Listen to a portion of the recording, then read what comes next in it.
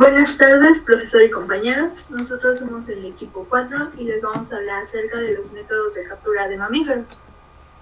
En México, el estudio formal de los mamíferos se ha realizado por investigadores nacionales y extranjeros desde hace más de 100 años. La captura de animales permite conocer su biología, pues una muestra adecuada puede definirse como el número de especímenes o de otros datos necesarios para asegurar la validez empírica y estadística de una pregunta o una hipótesis. Todas las capturas de animales deben tener una justificación y dependiendo de esta se determinará el número de individuos necesarios, el sitio de colecta y el método de captura. Los métodos para la captura de los animales silvestres incluyen una gran variedad de técnicas de trampas y redes, como veremos a continuación. El primer grupo que abarcaremos serán los mamíferos acuáticos, los cuales están constituidos por 120 especies, que con el paso del tiempo se han adaptado a la vida marina, obteniendo de ella su alimentación y manera de vivir. En todos los casos se ha evolucionado de un animal mamífero a un animal adaptado al agua.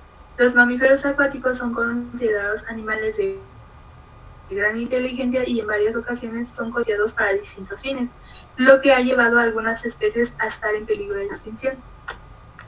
Sus características físicas evidencian la capacidad que tienen estos animales para sobrevivir en el agua con distintos grados de adaptación, como es el caso de la cola que se ha transformado en una aleta caudal horizontal, la ausencia de pelaje y que los orificios nasales se abren en la parte alta de la cabeza para expulsar agua, como es el caso de las ballenas.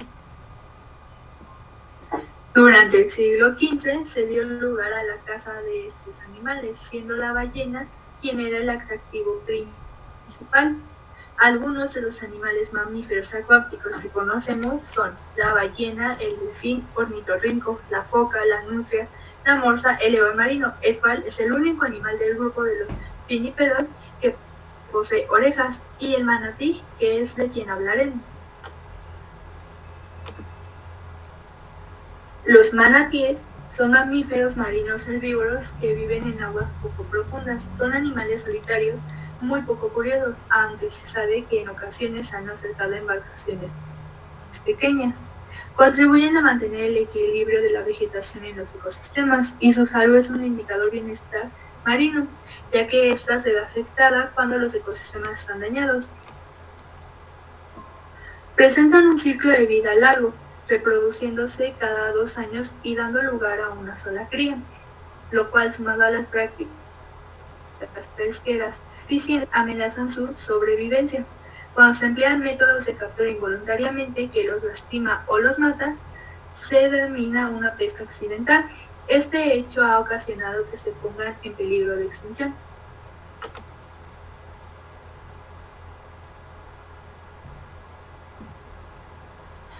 El método de captura de un manatí es simple, pues solo se basa en el uso de una red, la cual a cada extremo tiene atado 2 palos. Esta red se deja caer en aguas poco profundas a unos metros y cuando el manatí se acerca o está ya dentro de la red, esta es subida. Una vez en la superficie, el manatí es atado con cuerdas para su medición, si se trata de un ejemplar joven o adulto. También se revisa su cuerpo que no esté dañado y su salud, pues como mencionamos, su salud es un indicador de este ecosistema. Sin embargo, esta especie está en peligro de extinción, ya que muchas veces es explotada y cazada. Hace unos meses salió la noticia en Estados Unidos de que a un manatí lo habían capturado y lo habían tatuado con el nombre de Trump. Y hace unos meses, en un país tropical, se dio a conocer la noticia de una manatí que después de ser liberada de una reserva ecológica, esta fue brutalmente asesinada por 2 tipos.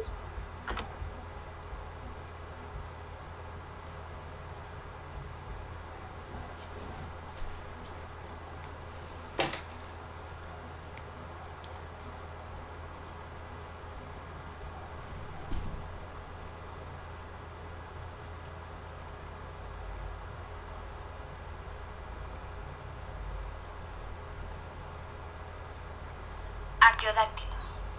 Los artiodáctilos son mamíferos terrestres de los más diversos y pertenecen al grupo de los ungulados. Una de sus características es que sus extremidades terminan en un par de dedos, de los cuales por lo menos dos quedan apoyados en el suelo. El éxito de la reintroducción de fauna silvestre depende de diferentes factores, entre los que incluyen el método de captura. Los métodos de captura se dividen en métodos de captura físicos, individuales y colectivos. Los métodos de captura física individual tienen la ventaja de requerir poco personal. No obstante, son poco selectivos con respecto a la captura de los animales.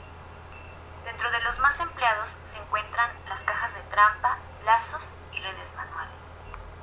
Las cajas trampa son descritas por Jones en 1984 como jaulas metálicas o de madera con una o dos puertas corredizas que se cierran por un mecanismo de resorte cuando el animal entra en la caja. Se emplean alimentos o sal como cebo para llamar la atención de los animales.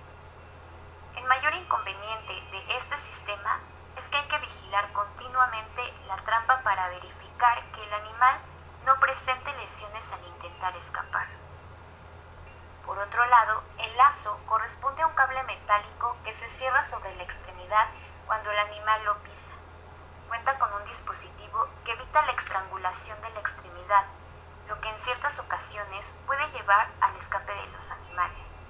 Como todo método de captura, debe estar en constante vigilancia para evitar que se produzcan lesiones en las extremidades de los animales. En cuanto a las redes manuales, estas deben estar sostenidas por dos personas colocadas en ambos extremos, lo que permite acorralar al animal hasta que quede enredado en ella. Son empleadas en animales también en cautividad o capturados mediante trampas de corral. Con respecto a los métodos de captura colectiva, estos requieren más personal e implica una mayor inversión de material. Sin embargo, permiten capturar un mayor número de animales. Los más utilizados en Europa son las redes verticales y redes de cañón. Para la utilización de redes verticales se dispone de una serie de redes elevadas sujetas a árboles y palos de madera, situadas aproximadamente de 6 a 10 metros. Se requieren de dos grupos de personas, uno que realice la batida para dirigir a los animales hacia la red y otro grupo que permanezca escondido de 20 a 30 metros de la red para poder espantar a los animales hacia la red. Por otro lado, las redes de cañón son utilizadas en campos abiertos donde previamente se colocan los cebos. Estas redes son disparadas a distancia mediante cañones para que caigan en los animales. Ahora hablaremos de los métodos químicos de captura. La inmovilización química corresponde a la restricción de un individuo inducida por drogas que deprimen la actividad del tejido nervioso a nivel local, regional o del sistema nervioso central, con pérdida de sensibilidad total o parcial del cuerpo, lo que permite un mejor manejo del animal.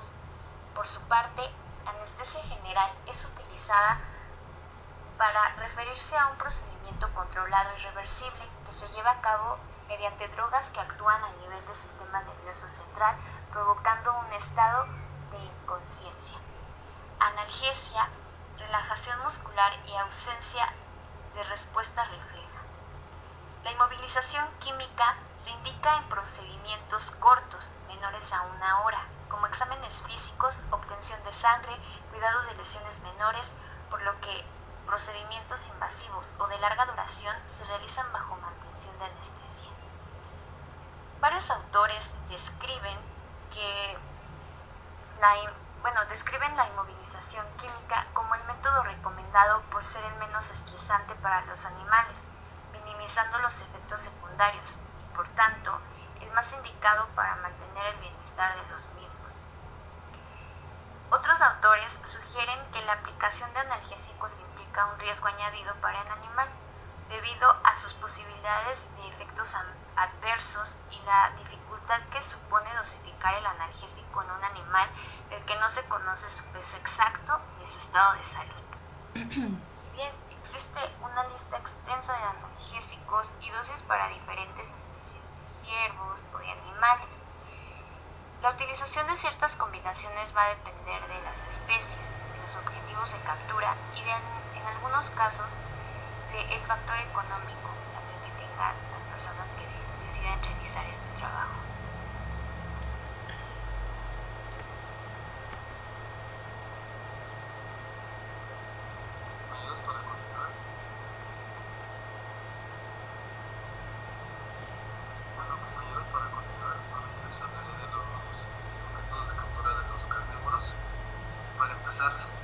Los carnívoros son un orden que se especializa en masticar carne dentro de la clase de los mamíferos. Estos son bien conocidos por el ser humano, ya que en algunas ocasiones llegan a representar una amenaza para el mismo, ya sea para el ganado del cual los humanos llegamos a tener, o también incluso para la vida misma del humano. Sin embargo, en este último caso, cada vez los escenarios en donde los carnívoros atacan a los humanos es menos frecuente. Empezando a hablar ya de sus métodos de captura, tenemos las trampas de cero, también se conocen como cepos. Estos son utilizados para el control de depredadores y muchas veces estos se ayudan de un recubrimiento de hule que, además de ayudar a una captura exitosa, también nos ayuda a no causarles ningún tipo de daño, sobre todo cuando se lleva a cabo programas de marcaje o colocación de collares. Por otro lado, también tenemos lo que son las trampas corral. En estas donde se deja normalmente un señuelo o un cebo, y generalmente estas están construidas de madera o alambre. Para continuar, tenemos los que son los lazos de cable o cuerda, que estos también son utilizados con mucho éxito para animales grandes de caza vivos. Bueno, este método es muy utilizado para capturar osos, jaguares y pumas, y es muy exitoso. También algunos mamíferos medianos como son los coyotes, y bueno, también son responsables de muerte y mutilación de muchos animales silvestres, sobre todo en países africanos y asiáticos, por lo que este tipo de captura debe ser utilizado por expertos y estarse revisando continuamente para evitar que los animales sufran. También tenemos lo que son los cebos, y hablando un poquito más de esto, el cebo es un atrayente, y para el caso de los mamíferos, para los carnívoros, se utiliza lo que son carnes, evidentemente de res, de pollo y también sardinas. También podemos utilizar esencias, señuelos u otros medios de atracción. Por ejemplo, en el caso de las coyotes, se utiliza orina y glándulas administrativas anales de la misma especie, aceite de pescado también. Y bueno, estos también se puede usar algunas grabaciones, como grabaciones de apareamiento, o incluso gemidos de conejos heridos. También en el caso del uso de drogas, se puede utilizar cuando tenemos animales libres en grandes territorios para tranquilizar, y esto se usa con jeringas proyectiles aplicadas con rifles o pistolas de aire comprimido, también con cerbatanas, y también hay palos de inyección que son utilizados para animales que ya están enjaulados o trampeados, ya que así pues nos permite manejarlos con una mayor seguridad y mantener una buena distancia del animal.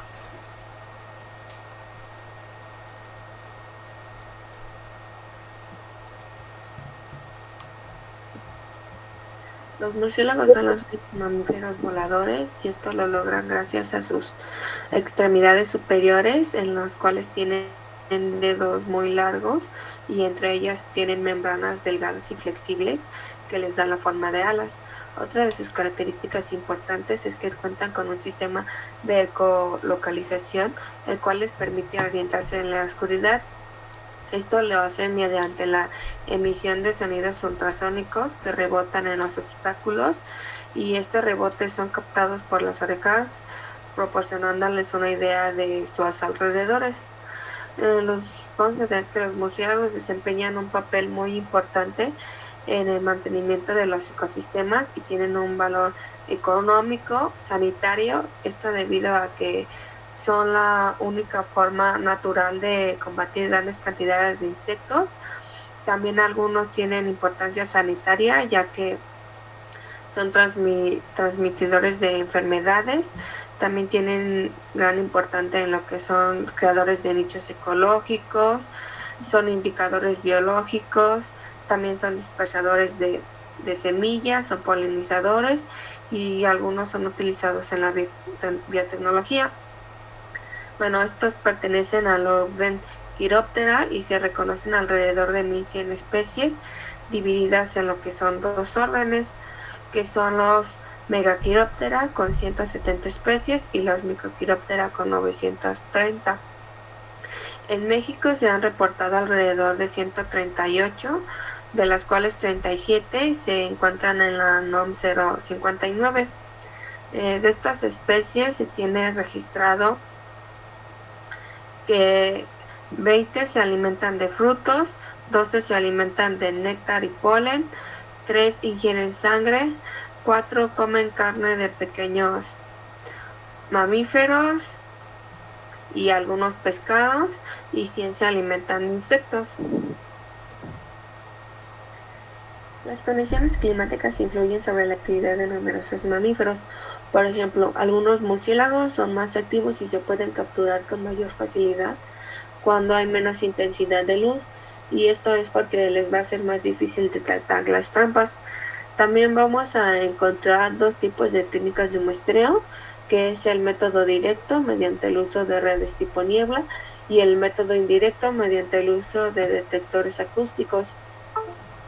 Para saber cuál es la técnica más adecuada para nuestro estudio, es importante primero tener identificado el sitio de muestreo.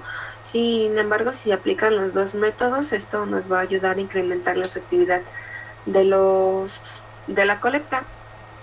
Es importante resaltar que antes de capturar y manipular murciélagos es necesario contar con una vacuna antirrábica, la cual consta de 3 aplicaciones y esta está disponible en los centros de salud estatales y se aplica gratuitamente con una carta en la cual se describan los motivos.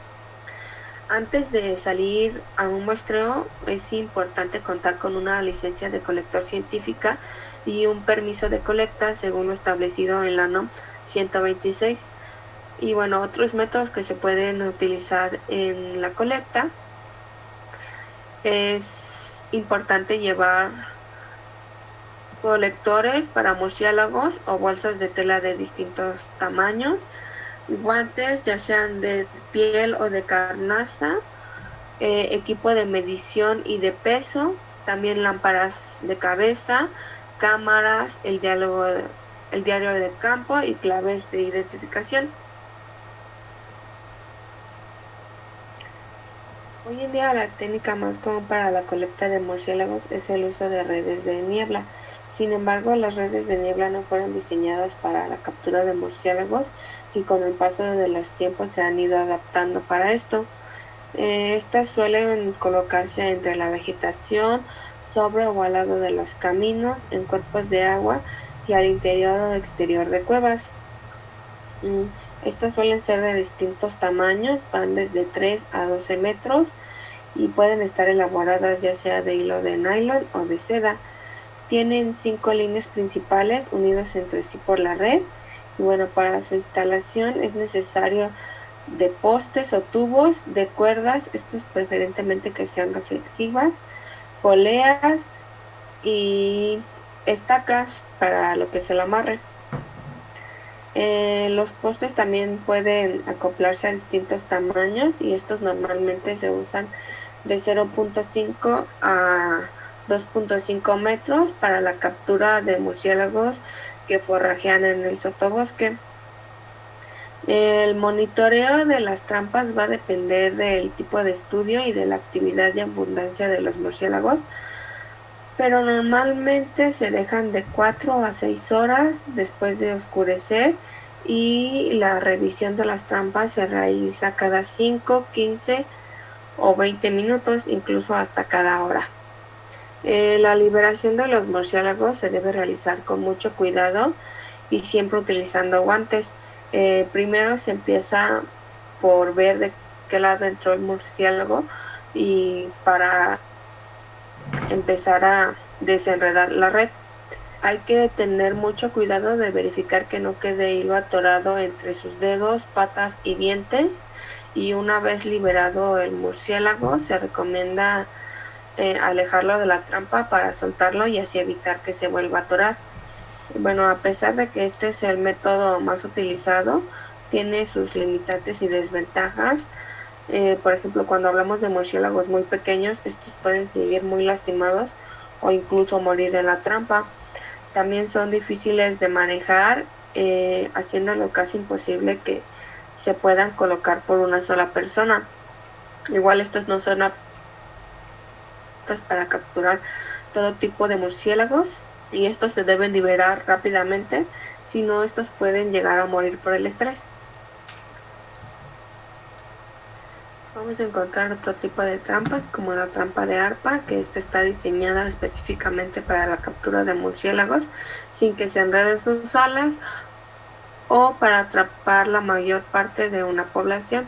Estas se suelen colocar en las salidas o adentro de los refugios de los murciélagos. Estas son trampas que no requieren de mucha atención, sin embargo, estas tienen un alto costo y son muy pesadas para trasladar las grandes distancias. También vamos a encontrar los sistemas de detector de murciélagos y esta técnica utiliza un sistema eléctrico de detección de las ondas de sonidos que emiten los murciélagos.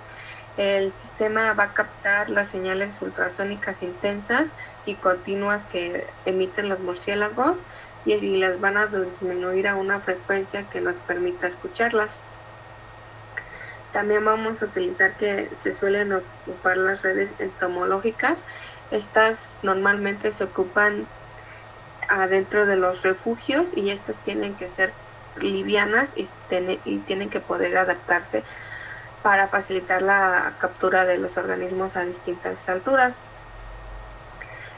Al utilizar estas redes se tiene que tener mucho cuidado de no golpear a los murciélagos, ya que les podemos romper un hueso o en el peor de los casos matarlos.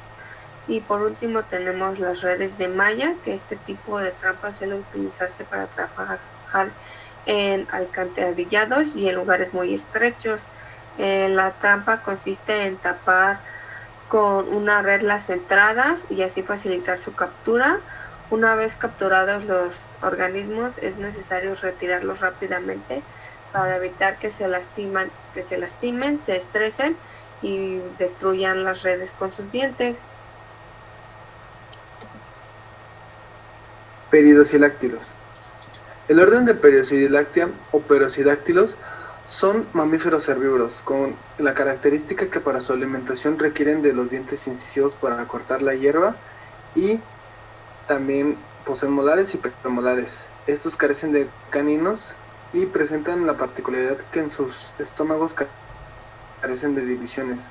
La característica más notable son los cambios en las patas y la forma de soportar el peso.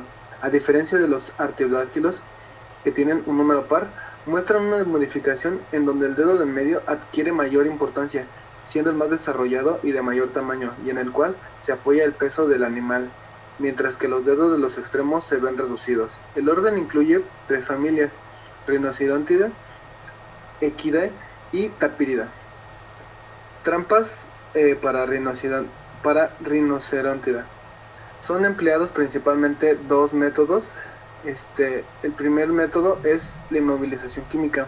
El proceso comienza en la ubicación del ejemplar. Una vez localizado el organismo, se disparará con una pistola de dardos una jeringa con sedantes. La cantidad dependerá del peso aproximado del organismo. El más utilizado es la etofrina y en ocasiones en combinación con azaperona o hialuronidasa. Una vez sedado el organismo, es esencial revisar sus signos vitales, como la temperatura, el pulso, los niveles de oxigenación de la sangre, lo cual debe hacerse con constancia durante el tiempo que esté bajo el efecto anestésico. Mientras que esté sedado, se acerca a una caja transportadora abierta y se espera que el animal comience a despertar para que el equipo a cargo lo dirija hacia la puerta de la caja y ingrese por su propia cuenta. Las cajas transportadoras pueden ser de madera o metal y presentan puerta delantera y trasera. Puede tener orificios de ventilación, con la condición que estos no se encuentren a la altura de la vista para evitar que se altere a ver hacia el exterior. Trampas de fosa, la cual consiste primero en localizar un sitio específico en el que se hará una excavación con herramientas manuales, con dimensiones adecuadas para la captura, reforzando de las paredes y con el suelo fangoso para amortiguar la caída del rinoceronte. Las aberturas se cubrirán con ramas y follaje a manera de camuflaje para que exista una mayor probabilidad de la captura. Es recomendable realizar varias fosas para un solo rinoceronte, las cuales deben ser vigiladas constantemente y revisadas a diario. Una vez que haya caído el ejemplar, se acerca una caja transportadora a un lado, mismo que comenzará a ser derrumbado cuidadosamente para realizar una rampa y permitir que salga el rinoceronte directo hacia la caja sin la necesidad de acudir a drogas e inmovilizar. Con trampas para equidad o cebras, un método de captura puede ser mediante la sedación química, sobre todo para cebras de vida silvestre. Los sedantes presentan una acción prolongada y tienen una acción de efecto de 24 a 36 horas. Se ha llegado a emplear perfenicina y alopedal. Otra alternativa es acorralar hacia una coraza o contenedor. Se debe localizar un sitio en donde se pueda construir un vallado temporal, en donde a su vez se construyan dos corrales de detención y un embudo que dirija hacia una pista, que al mismo tiempo conduzca hacia una rampa localizada en la entrada del contenedor. La caja transportadora también debe de tener ciertas dimensiones que limiten el movimiento del animal para evitar que éste se lastime. Ahora por último hablaremos de las trampas para tapires. Fuera de un tapir es necesario que previamente se localice el área que frecuentan. Se colocarán cebos en estas, se emplearán con éxito sales y minerales y frutos del bosque y disparo de dardos anestésicos. Se disparará un dardo ya sea desde un nivel del suelo o desde una plataforma construida a 10 metros de distancia de la estación. La trampa fosa a una altura mínima de 2 metros para evitar la salud del tapir, aunque podría variar ligeramente dependiendo de la especie. Una vez ido, se inmoviliza y manipula dentro de la fosa. Otro tipo de método es por medio de trampas corral o caja, realizada de manera con medidas de 3.5 metros de largo y 1.5 metros de ancho, con un mínimo de altura de 2.2 metros. Presentan un disparador en la parte trasera de la caja, que una vez que esté por ingresar el tapir pise o patee el disparador, la puerta de la trampa se liberará automáticamente, atrapando al tapir, el cual es atraído hacia la trampa mediante el uso de cebos. Un método similar al anterior son las trampas de caja.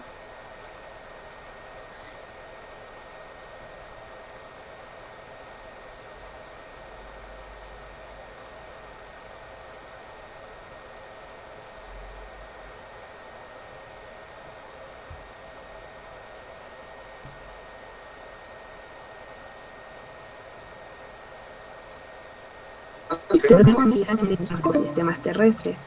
Los pequeños roedores se vigilan más comúnmente mediante el uso de trampas vivas. Estas permiten vigilar simultáneamente una serie de especies y también reunir datos biométricos como el peso y el sexo. Los roedores son capturados de la siguiente manera: por captura manual. En estos casos es conveniente usar guantes para prevenir mordeduras. Los animales capturados de esta forma pueden meterse en un saco de manta para seguridad de las personas y el manejo posterior de los especímenes. Se pueden capturar deslumbrándolos con una lámpara o bien rodeándolos entre varias personas. Las trampas de Longwood consisten en dos partes: un túnel que contiene el mecanismo de disparo de la puerta y una caja de nidos que se adjunta a la parte posterior del túnel.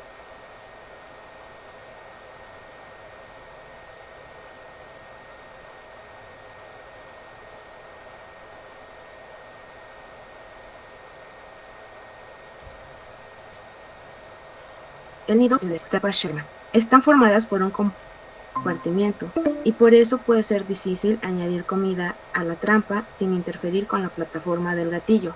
Son una de las trampas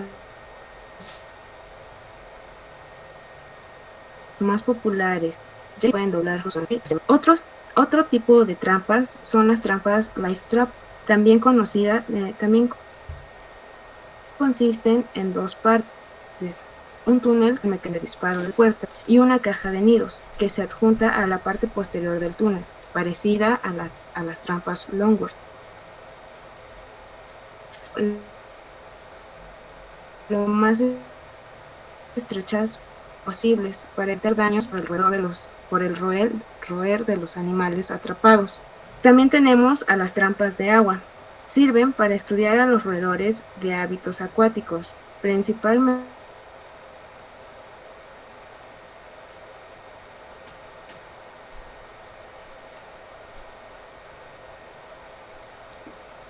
formadas por el viento y su mecanismo de arriba. Por último, tenemos tanto a las trampas de tipo túnel de huella y a las trampas para pelo o capilares.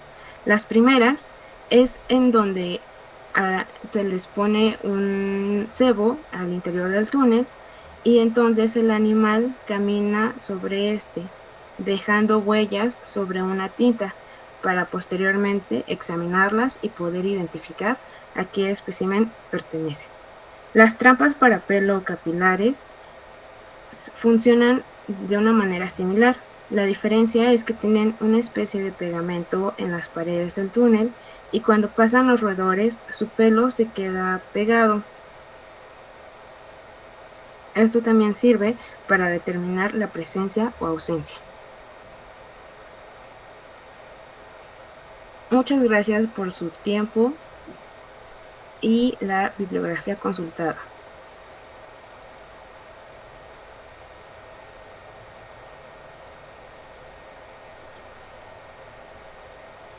Pues hasta ahí terminó la grabación.